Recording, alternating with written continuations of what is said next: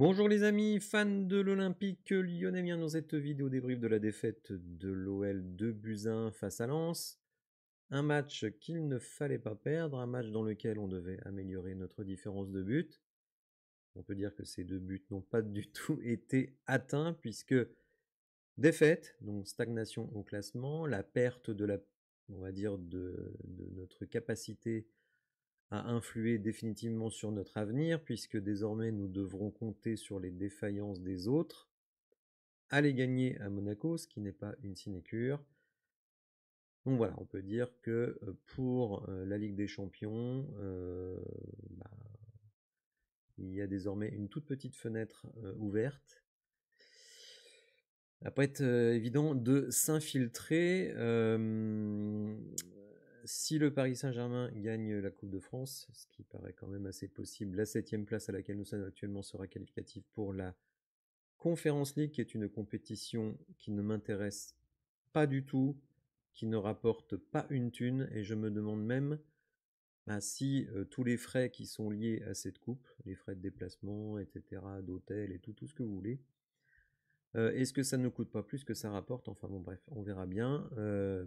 Peut-être qu'avec un peu de bol, on arrivera à accrocher une Europa League qui n'est pas si mauvais que ça. Je voudrais aussi, les amis, couper court à ce que j'entends et ce que je lis, notamment dans l'équipe. Et je ferai une vidéo spécifiquement là-dessus. Non, l'OL ne descendra pas en 2e division parce qu'on ne fait pas la Ligue des Champions. Non, ça n'a rien à voir. Alors ça a un peu à voir, mais ça n'a rien à voir.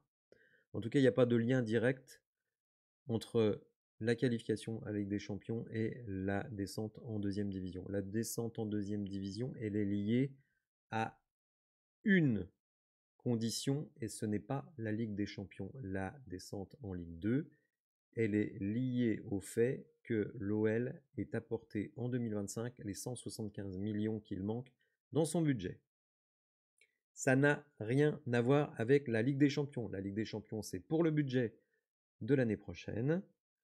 Donc, si on ne fait pas la Ligue des Champions, ce qui sera a priori le cas, qu'on fait une Ligue Europa ou pire une Conference League, eh bien, il faudra présenter un budget à la DNCG pour 2025-2026 qui soit équilibré et qui ne comprenne pas les revenus de la Ligue des Champions. Vous le savez, la variable d'ajustement, c'est le mercato, c'est les transferts, c'est la masse salariale. Donc voilà, ce n'est pas lié à la qualification pour la Ligue des Champions, le fait de descendre en Ligue 2, et ça m'agace profondément parce que l'équipe, le journal L'équipe, et notamment Régis Dupont, qui visiblement ces derniers temps est plus présent qu'Hugo Guimet sur le sujet OL, eh bien c'est contredit. Donc je vous ferai une vidéo sur le sujet pour expliquer vraiment les enjeux, le démontrer, mais non, et non, le maintien de l'Olympique Lyonnais en Ligue 1 n'est pas lié à la qualification pour la Ligue des Champions, mais bel et bien au fait que l'OL apporte les 175 millions qui sont demandés par la DNCG. Donc, le match de demain ne nous envoie pas en Ligue 2, ce qui ne veut pas dire qu'on n'ira pas en Ligue 2. Mais ce n'est pas lié à la qualification pour la Ligue des Champions. Bien, ceci étant posé, on va essayer de s'attaquer quand même au match d'hier, même si, évidemment, il n'y a pas grand-chose à dire dans le sens où ce qui est fait, on ne pourra pas le changer. Seulement, on peut quand même s'interroger sur ce qui s'est passé. Donc vous le voyez ici. Là. Je vous ai mis suffisant et insuffisant. Et en fait, c'est surtout ça qui me gêne. Alors qu'on soit insuffisant, on ne le découvre pas. Depuis l'arrivée de Paulo Fonseca, on met beaucoup de buts, mais on en prend des kilos et des kilos, mais un truc de fou. On verra sans doute tout à l'heure dans les stats. Et bien ça continue. Ça continue. Premier but sur quasiment la seule opportunité de la première mi-temps de Lens sur un corner où là, on a des mecs. Là, on bat le ballon, il est à terre et tout. Bon, bref. Manque d'agressivité. Et le deuxième but, ça rejoint un petit peu la suffisance.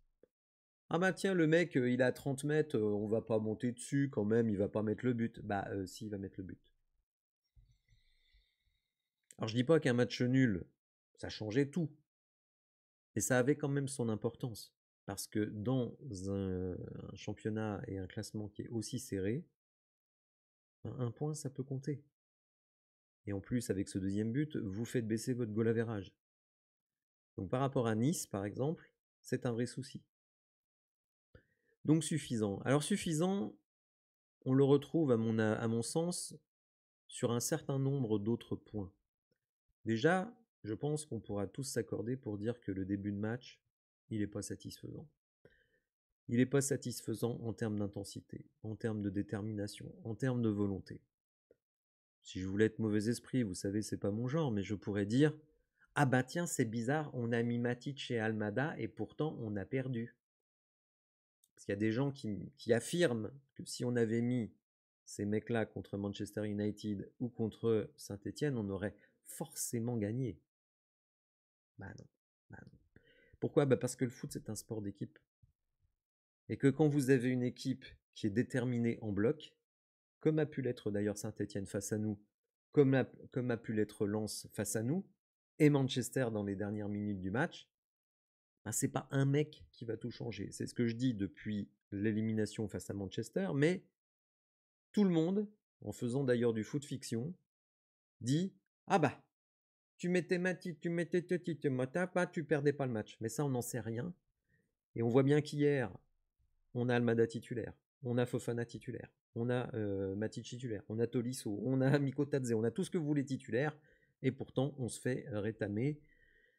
Alors oui, dans des circonstances un peu particulières, mais ce que je veux dire, c'est que si vous ne mettez pas le minimum d'intensité, le minimum de détermination, vous pouvez mettre tous les mecs que vous voulez sur le terrain, vous pouvez mettre tous les mecs que vous voulez sur le banc, alors ça on pourra y revenir, bah, ça ne changera rien.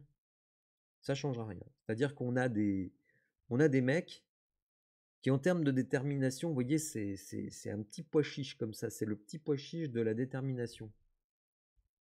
On est censé hier aborder le match en se disant, ah quand même, il y a un Lille-Marseille ce soir, peut-être s'annihiler, perdre des points, etc. Au final, un partout, donc ça nous permettait ce match d'hier de passer 4e, de revenir à 1 point de Monaco, avec la perspective de les jouer la semaine prochaine et de passer devant eux et d'aller sur le podium. On verra tout à l'heure les conséquences sur le classement.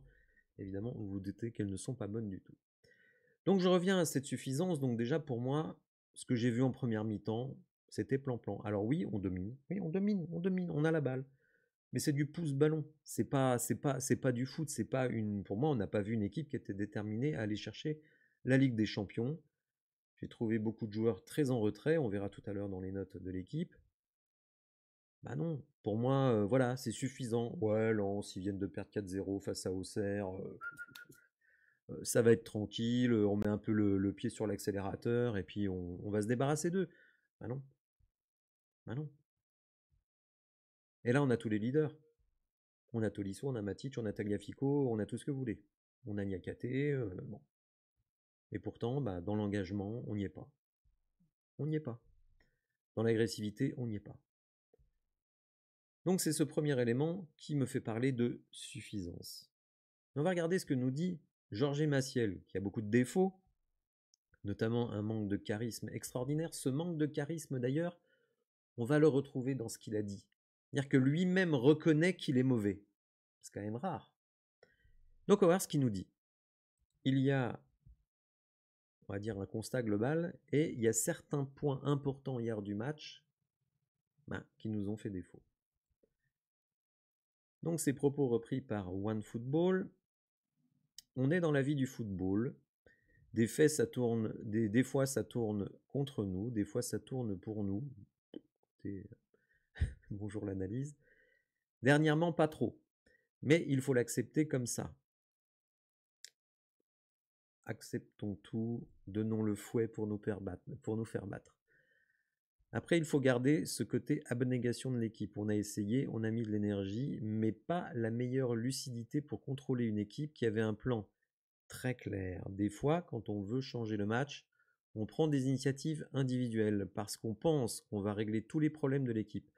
Parfois, on était un peu trop dans les plaisirs, dans l'individualisme, dans le dernier tiers du terrain, et finalement, il ne se passe pas grand-chose. Aujourd'hui, on n'était pas très lucide dans les choix. Alors, on peut citer un nombre d'exemples hallucinants. Hallucinants. Je ne vais pas pointer spécifiquement des joueurs, parce que selon moi, beaucoup de joueurs ont fait preuve de suffisance, ont voulu faire du tiki-taka dans la surface, montrer, regardez comme on est trop fort, on peut faire 8 passes dans la surface avant de prendre un tir, on va rentrer dans le but avec le ballon, parce que nous, on est trop fort techniquement, le tac, boum, la petite passe lobée, tac, tac, je fais mon petit dribble, je pose le pied sur le ballon dans la surface, tac, tiens, toi, t'es là, hop, une troisième passe, une quatrième passe, une cinquième passe, ah oui, mais au final, il se passe rien. Ça, c'est de la suffisance. Donc on va voir aussi que Maciel, il a sa part de responsabilité parce que c'est lui qui est sur le côté. Vous allez voir ce qu'il nous dit. Donc cette fois, dans des propos qui sont repris par Olympique et Lyonnais, on peut être plus spontané dans le dernier geste. Ah bah tu parles. Ah oui, ah oui, on va voir une stat tout à l'heure. Vous allez voir qu'elle est assez incroyable. La dernière passe, on doit s'améliorer beaucoup contre des blocs bas. Il est temps, hein, il reste 2 matchs dans la saison. Mais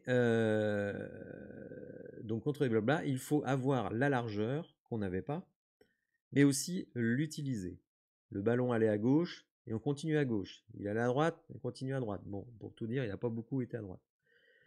On a beaucoup de situations où on a forcé dans le même couloir. C'est là qu'on doit s'améliorer, être plus lucide. On est beaucoup venu dans le dernier tiers et on doit créer beaucoup plus de danger des fois. On a compliqué nos choix. Alors, en fait, ce qui veut dire, l'ami Maciel, c'est que finalement, à de nombreuses reprises, on a des joueurs, notamment Ryan Cherki, Thiago Almada, qui revenaient tous du côté gauche, du côté de Malik Fofana. Donc, on sait que Tagliafico monte énormément. Donc, on avait un encombrement total de ce côté-là, et on l'a fait 1 fois, 2 fois, 3 fois, 10 fois, 50 fois. Il suffit de voir le match, ça vous saute aux yeux. Donc, c'est là où j'en veux à Maciel. Parce que finalement, il fait le constat, mais il ne l'a pas du tout réglé. Alors ça me rappelle quelque chose, les amis. Vous savez, la semaine dernière, contre Rennes, Ryan Cherki doit sortir du terrain. Il dit à Maciel, on mène 3-1 ou je sais plus, ou 4-1, je ne sais plus. Bon, bref, il dit, on mène 4-1 et vous faites rentrer des défenseurs. Alors, il met sa main devant sa bouche, mais la télé capte tout. Et j'avais dit, la semaine dernière, souvenez-vous, si ça avait été Fonseca sur le banc, il ne l'aurait jamais dit. Et ça, j'en suis persuadé. Il ne l'aurait jamais dit à Fonseca. Ça veut dire quoi? Ça veut dire que Maciel, en termes d'autorité, 0. 0. Il pourra gueuler sur les mecs pendant 90 minutes pour leur dire hey, reviens, replace-toi. Les mecs, ils en ont rien à foutre. Donc là, on retombe dans la suffisance. Et l'insuffisance, et cette insuffisance, c'est celle de nos joueurs qui ne sont pas capables de capter que face à des blocs bas, il faut jouer large pour étirer la défense, que quand tu as une situation de frappe, et surtout qu'il pleut à verse, tu frappes, on ne sait jamais, le gardien glisse. Regardez les amis les appuis de Lucas Perry sur le deuxième but. Regardez bien ses appuis. Il perd ses appuis. C'est pour ça qu'il prend le but. Il perd ses appuis.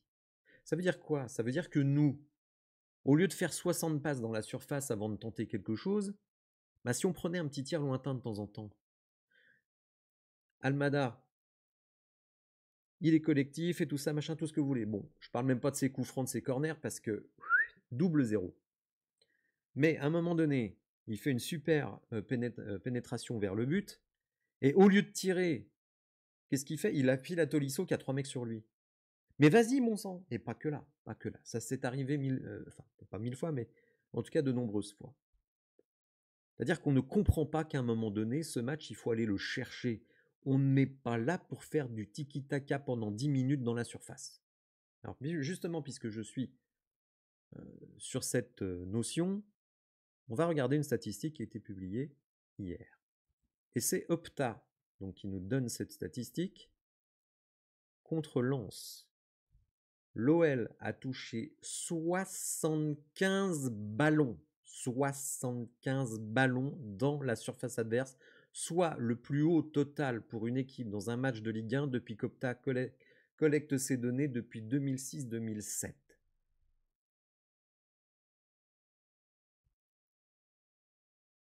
Sans déconner. 75 ballons, tu me claques un but? C'est pas possible. Mais il suffit de voir le match. Parce que nous, on est trop forts. On fait des dribbles, on fait des touches, on fait des passes lobées, et puis au final, on fait rien. Donc, la suffisance. Et malheureusement, c'est arrivé 1 milliard de fois cette saison, d'autres saisons. Et voilà, on a des mecs, là voilà, qui, je me demande ce qu'ils ont dans le crâne. Tu dois aller chercher un match, t'en as rien à faire de jouer beau. Tu dois aller chercher ce match avec les dents. Lens, sur le fond, ils font un match pitoyable. Mais ils te foutent 2 buts dans la gueule et surtout, ils sont là, ils sont présents dans tous les moments, dans tous les instants. Ils se défoncent, etc. Alors que les mecs n'avaient rien à jouer. Rien du tout. Alors que c'est le bordel en inter, le coach qui veut partir, des mecs qui veulent pas jouer, ils savent qu'ils vont tous partir cet été, etc. Enfin bon, bref. C'est pas possible. C'est pas possible. Donc, la 7e place à laquelle nous sommes aujourd'hui, elle ne tombe pas du ciel.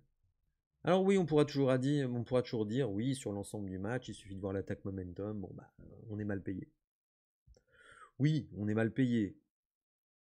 Vous voyez ici, on est en vert. Globalement, on domine.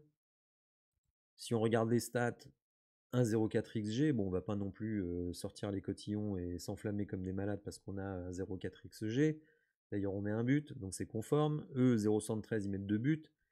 Oui, le deuxième but, il est incroyable, mais le mec, il tente quelque chose. Chose que nous n'avons pas fait. Si vous tentez pas, vous risquez pas de réussir. Lui, c'est son premier but sur 33 tirs dans toute sa carrière. Mais il a tenté. Et il en a rien à foutre. Il dit, ah bah tiens, personne vient sur moi, je mets une minace. Perry perd ses appuis parce que la pluie. Et le mec, il marque. Donc voilà.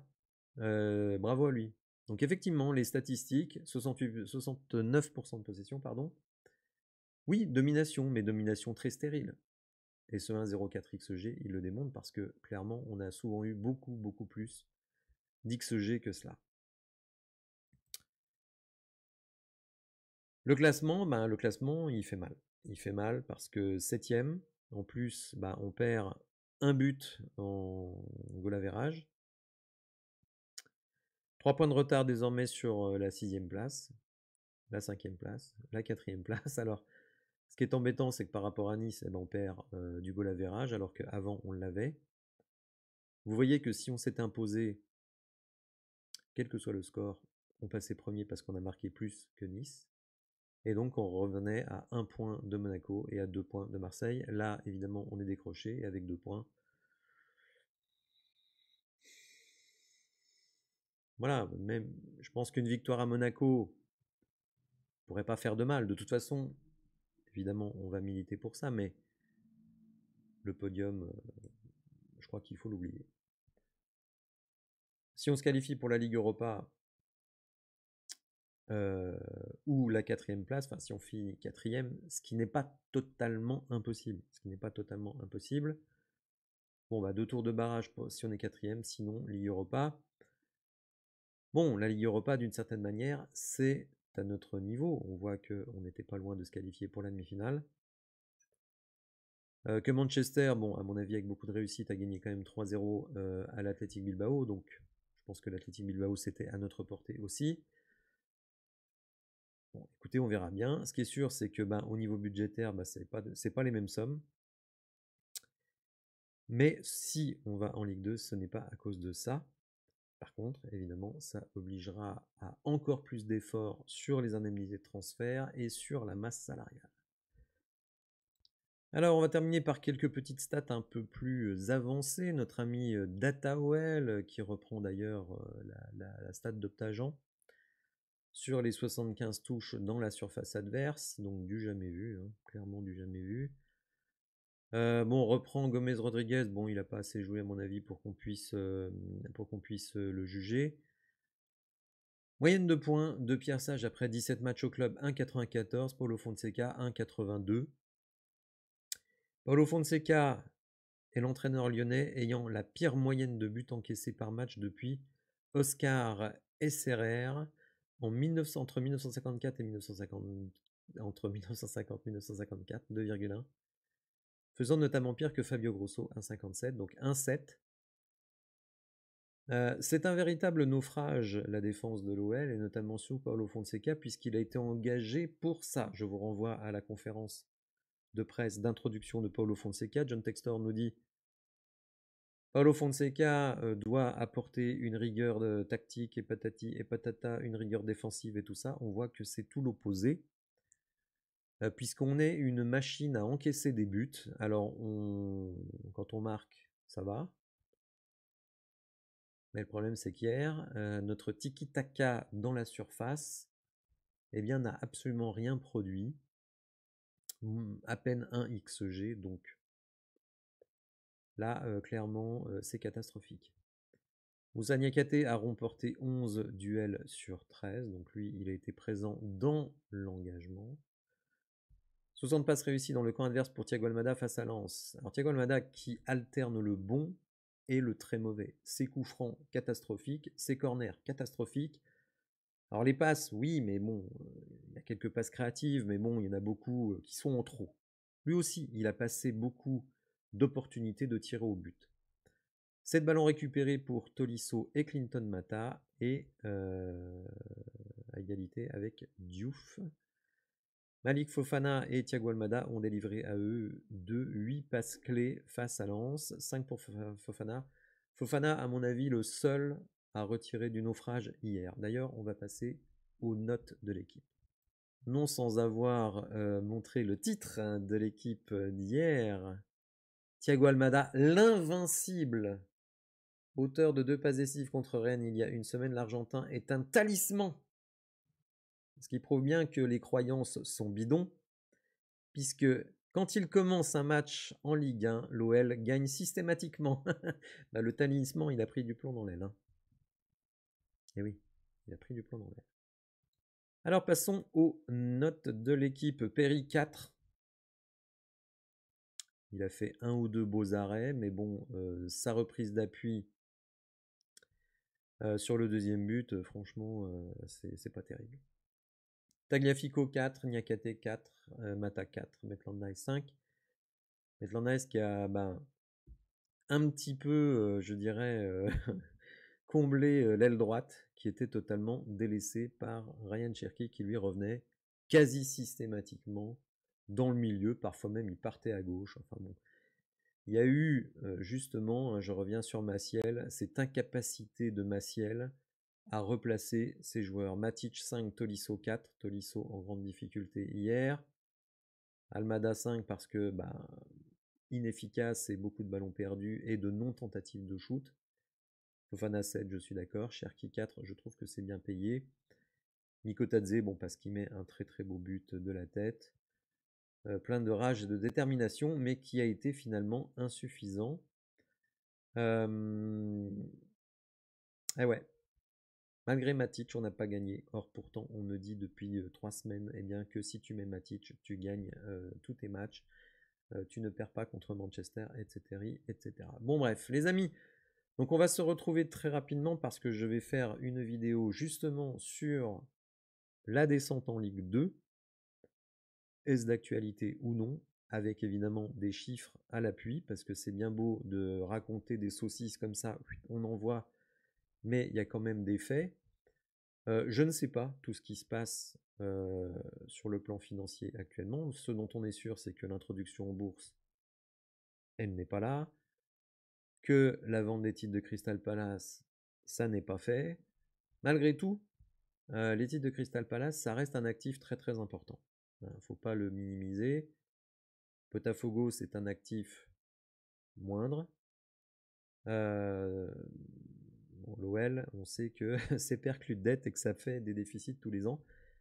C'est pour ça d'ailleurs que je vous renvoie à ma vidéo où j'explique ce que moi je ferais, c'est-à-dire pour simplifier, hein, remplacer tous les gros salaires, tous les joueurs qui ont de la valeur marchande. Après, on verra comment constituer une équipe compétitive avec ces contraintes-là. Mais ce sont des contraintes qui sont incontournables pour passer le budget de la saison prochaine, mais aussi pour penser aux saisons suivantes. On ne pourra pas continuer à combler les trous uniquement avec des ventes de joueurs et en espérant se qualifier pour la grande Coupe d'Europe. Voilà les amis, j'espère que vous avez apprécié cette vidéo. Si c'est le cas, n'hésitez pas à liker, à vous abonner à la chaîne. Et je vous dis donc à très bientôt pour de nouvelles infos. Merci, au revoir.